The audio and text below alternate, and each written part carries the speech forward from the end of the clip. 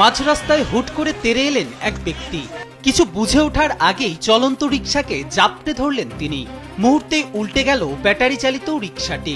ঘটনাটি আজ দুপুরে রংপুর প্রেস ক্লাবের সামনে ঘটে, যা দেখে হতবাক উপস্থিত জনতা। সামাজিক যোগাযোগ মাধ্যমে প্রকাশিত ভিডিও থেকে দেখা যায়, রিকশাটি উল্টে যাওয়ার পর চালককে টেনে হিঁচড়ে বের করে শুরু হয় অকথ্য ভাষায় গালিগালাজ ও হাতাহাতি। অভিযোগ ছিল গাড়ির সাথে ধাক্কা লেগেছে, আর তাতেই ক্ষিপ্ত হয়ে ওঠেন সেই গাড়ি চালক।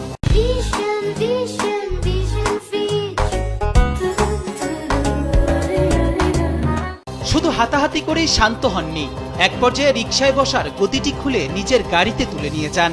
পুরো ঘটনাটি সেখানে উপস্থিত সাংবাদিকরা ক্যামেরা বন্দী করেন এবং সামাজিক যোগাযোগ মাধ্যমে ছড়িয়ে পড়লে শুরু হয় তীব্র সমালোচনা। নেটিজেনরা এই আচরণকে চরম অমানবিক ও ক্ষমতার দাপট হিসেবে দেখছেন।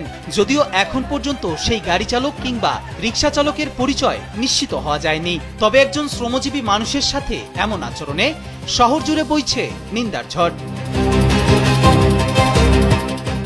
কবির চৌধুরী জয়, কালবালা।